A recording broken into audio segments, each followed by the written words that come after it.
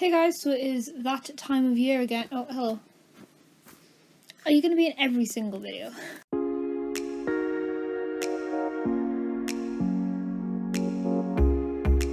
It is that time of year again where I go through all of the things that I read in 2019. I'm going to do this video in a couple of different parts. We're going to start with the books that I read, so we're going to do it 3-star, 4-star, 5-star, because I didn't give anything lower than a 3 this year, and then we're gonna so the physical books that I've got and also ones that I don't have for whatever reason, and then we're going to talk a little bit about audiobooks, and then we're going to look into like stats, like did I meet my Goodreads goal, and also I filled out this like Excel spreadsheet which gave me a bunch of stats about what I read this year, so we're going to go through that.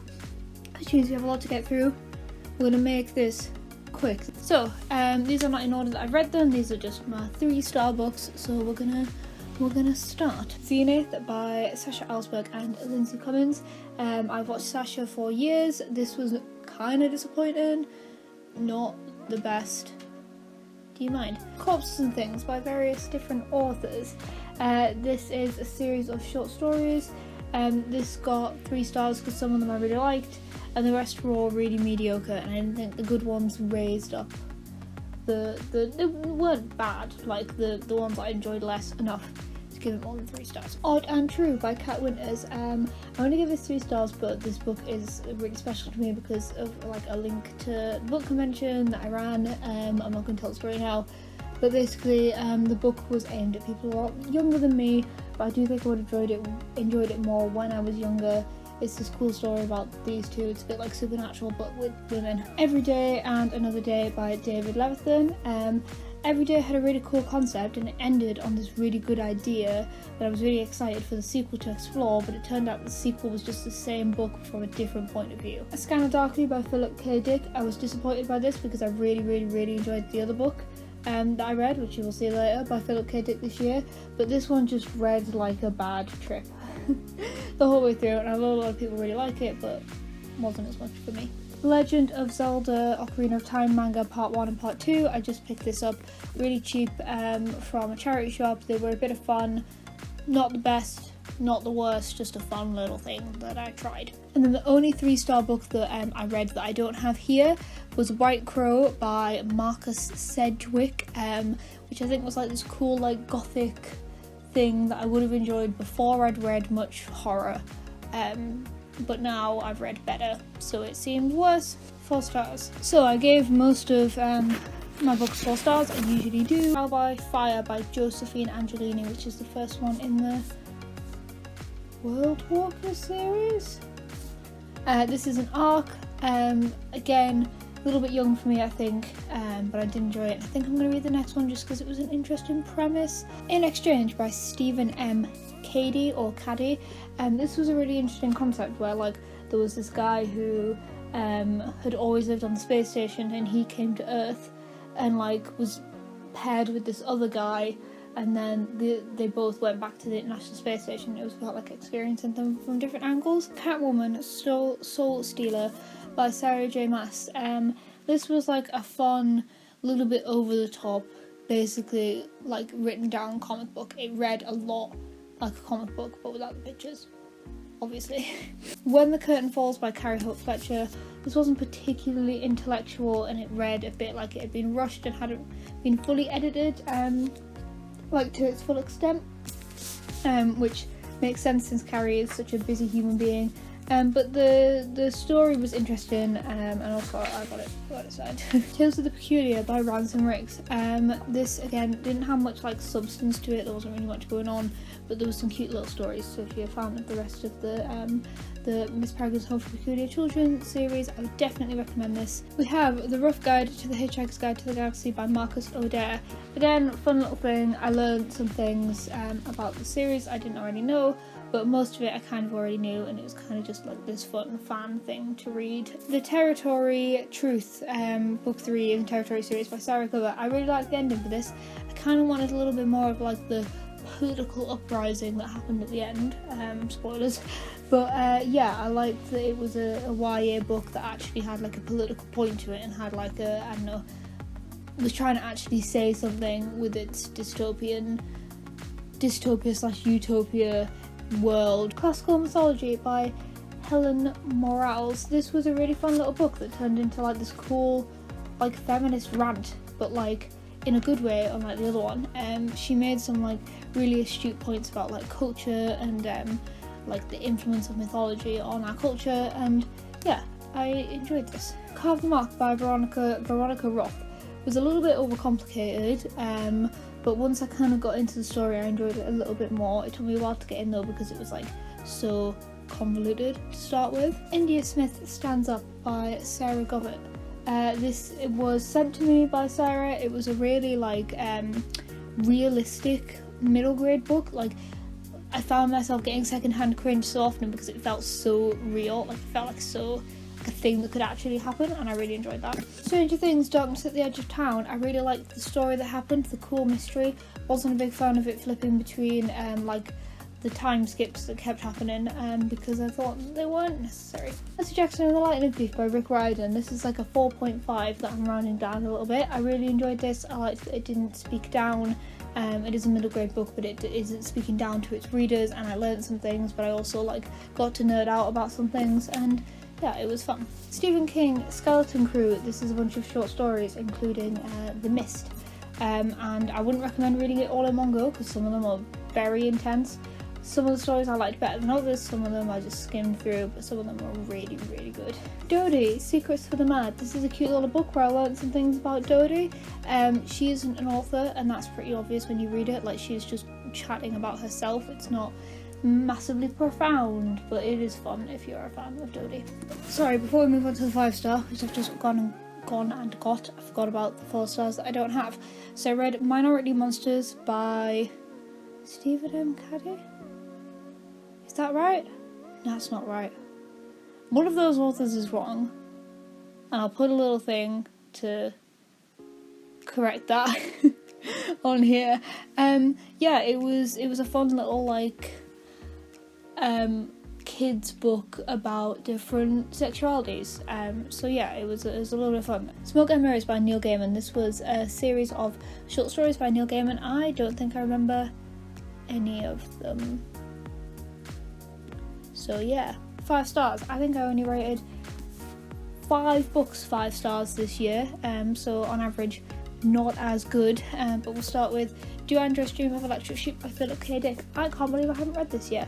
It was so much fun. Not fun, it was, I don't know, the world was so incredibly done, and it's more of like a slice of life, like there isn't like a massive plot, but I loved the universe so much and I still really need to watch Blade Runner because I haven't seen it yet. Scythe by Neil Shusterman. This wasn't like the typical YA that I was expecting it to be, and there was like proper discussions of like death and how people handle it in a really interesting society, and like the plot was good, but the world was so good that regardless of how good the plot was, this couldn't have failed. Trans Reality by Chris Lakey, which I think is also yes it is.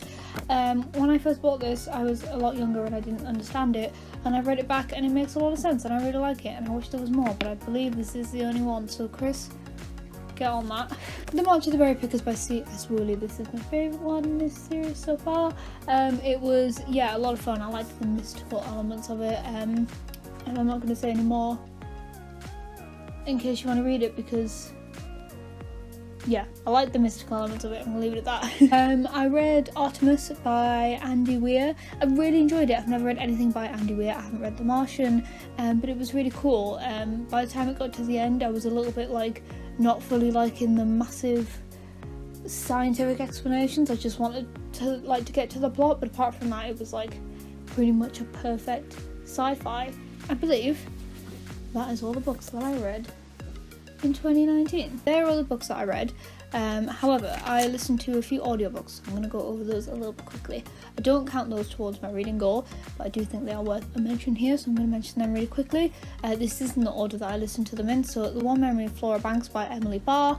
Interesting concept, not the best like plot ever. It was a little bit too YA, but yeah, an interesting idea. It's about a girl who she can only, like, she has memory loss or something. She can only remember, like, specific things. Released by Patrick Ness. it was like a slightly worse The Rest of Us Just Live Here. I really like Patrick Ness, but that one just didn't sell it for me as much. The Book Thief by Marcus Zuzak, it's not usually my type of book. I enjoyed it. I enjoyed like getting to see into this like little bit of the universe, and the fact that if you don't know it's narrated by Death, I love those bits. The bits that would like Death talking were like by far the best bits for me. But I still, it's still not really my genre. The Secret History by Donna Tartt. Again, I'll put it on the screen. This was really interesting. It was too long in my opinion, but it was like a cool story about like a classics club where they're all a bit crazy. The Handmaid's Tale by Margaret Atwood, I really, really enjoyed. I don't know why I was surprised I enjoyed it, but I'm excited for the next one. I also need to watch the TV series. Number 1, Ladies Detective Agency by Alexander McCall Smith. This was fine. It was like the radio adaptation. It was just something that I was listening to, waiting for the next one. It didn't have a big impact on me, and it was just like a filler thing. Stardust by Neil Gaiman, and again, radio adaptation, kind of just a filler thing. Cool idea, but meh. Norse Mythology by Neil Gaiman, I really, really, really enjoyed this. It was really well written. I loved learning some of the stories. I loved hearing some of the stories that I already knew. He just has a really good way with characters, and I enjoyed that a lot. 7 Deaths of Evelyn Hardcastle by Stuart Tudor. I can't read my own handwriting. I'll put it on the screen. This was a really, really, really interesting concept show, and the ending was really good. And it was about this guy who wakes up in a new body every day. There's been a murder, and he wakes up in a new body every day, and he's got 7 days to solve this murder. Becoming by Michelle Obama, absolutely fantastic. It's narrated by her. Definitely recommend listening to the audiobook. I learned so much about her and about like politics and about like what it's like to live her life. Circe by Madeline Miller, again, really, really, really enjoyed. I love Madeline Miller. I love the Song of Achilles. Circe was just as good. Again, the audiobook was really good because the person who narrated it was fantastic, and it was all like from Circe's point of view. Would definitely recommend if you like classics or retelling. Hagseed by Margaret Atwood, this was okay. It was just fine. Alias Grace by Margaret Atwood, again, it wasn't massively for me. I wasn't a massive fan of the genre. Gentleman Jack by various people. It was an adaptation of the diaries, like telling her life based on the diaries, and that was really interesting. If you're a fan of the TV series, I'd recommend listening to it because you get to learn a little bit more about this awesome woman's life. And the last one I listened to was Sigmar Gap by L.J. Ross. I didn't like that one as much. I'm losing my voice, speaking so fast. I didn't like that one as much. It was interesting with it being set near, like, in my local area, so I knew a lot of the places they were talking about, but the book itself, the story itself, the story was fine, the characters were the worst. I didn't like the characters at all. So we're going to do 2 quick honourable mentions before I tell you my stats for the year.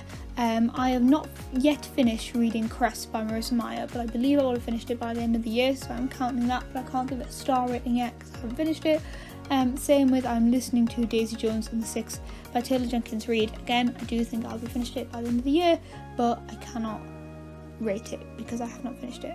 Okay, so I have the stats here. I know you can't see them, but I'm going to see if I can find out a way to link them in the description so that you guys can have a browse through here first. But basically it was my goal to read 57 books this year because last year I read like 49 or something, but the year before I read 56. And the idea was to read one more than that. And last year I failed, but not by much, so I wanted to set it the same again, but I actually only managed to read 32, which is obviously a lot less, but with the time that I had, I think it's pretty okay. Sorry, 31. I only managed to read 31. So yeah, with the time I had, I think that's okay, and I also listened to 15 audiobooks, but again, I don't count that, which means I've decided that next year, I think I'm going to set my reading goal to probably about 40, because again, it's a bit of a stretch, but it's a lot more realistic, which means that I'm more likely to actually want to strive to it. It got halfway through this year, and it became so obvious that I was never going to reach 57 books, so I just sort of gave up on the reading goal, and I don't want to do that again. Next year, so I'm going to set it to 40. The average rating that I gave was a 3.8. Again, that seems about normal. Usually I'd have a few more 5 stars to bump that up, but that's where we're at this year. I read 9,711 pages, which is not that great, to be honest, with an average of 313 pages per book. Again, I prefer shorter books, but I did read a couple of long ones. This is all assuming, by the way, that I finish Crest before the end of the year, because I will do, so I'm assuming that I will. The best reading month has actually been this month, December, with 5 books. That's because I read 2 mangas this month. The worst was October, where I only finished 1 book. October I read 237 pages. This month I have read 1,746 pages, so that is a big jump out of the 9,711 that I read this year. It took me an average of 12 days to finish each book, so that really shows how less time I have to read, probably about half less time, because last year I was reading about a book a week, and now I'm reading about a book every 2 weeks. A little bit less. Yeah, the best month was December, again, where I read about 56 pages a day, and again the worst was October, where I only read about 8 pages a day. Every other month averaged between about 20 and 30 pages a day. So let's talk about the books a little bit. 27 of them were paperback, 4 of them were hardback. Most of the books were between 200 and 299 pages long, with the biggest outlier being Skeleton Crew, which was between 700 and 799 pages long. It was very long. My most popular genre was science fiction, which is 7 or 23% of what I read this year, which again, I would have anticipated. Most of the others are oh no, wait, no, there's more than that. There is 9 fantasy, or 29%. So yes, sci-fi and fantasy, that's kind of what I would have expected. There's 4 romance, but only because so many books are romance books. I rated 15 books 4 stars, 10 books 3 stars, 5 books 5 stars. Most of the books I read were published between 2016 and 2018. 42% were published between 2016 and 2018, with the earliest one being published in the 60s. 16 books were YA, 52%, 10 were adult, 32%. I read 5 children's books. I say children's, they're more middle grade, 16%. 2 of them were rereads, the rest of them were not. This section is a little bit shameful, but I'm going to read it out anyway. 55% female, 55% male, 45% female, which is a pretty even split, but none of the authors that I read were, as far as I'm aware, non-binary. That statistic might be wrong, but as far as I'm aware, none of them were non-binary, which is not a particularly good statistic. Again, when I look at where I'm reading from, 45% of the authors were North American, 42% were European, 6% were Asian, and that is because I read 2 mangas. So again, this is not good. 90% of the authors were white, and only 10% were people of colour. So yeah, this is being like completely unconsciously picking these books up. So I think this says more representation of like books that are popular, rather than like the books I'm specifically picking to read, but I should possibly try and change this a little bit. Obviously I read all the books in English, it says that here, I don't know why I need to say that. 2 of them were in translation, again that was the 2 mangas that I read. 12 of the authors I'd read books from before, and 18 of the authors were new to me. Now I haven't done the maths and added all of these up to see if it actually works out properly, but that is what this is telling me. So yeah, they're my book stats for this year. Okay, I think that's everything. Sorry for this very, very fast video. I try and get through as many things as possible. If you want to know more info about the books that I read, I did my stories vlog every month across the year, which has more information about like more mini reviews. And if you have any questions about the books, leave them down in the comments, as well as any of your requests. New videos every Wednesday, like, subscribe and all that jazz, and I will see you next week. Let me know how you did in your reading down below. What was your favourite book of 2019? Did you reach your reading goal? What was your reading goal? What's it going to be next year? Talk about books in the comments. Always here to talk about books. Okay, we're done. Bye.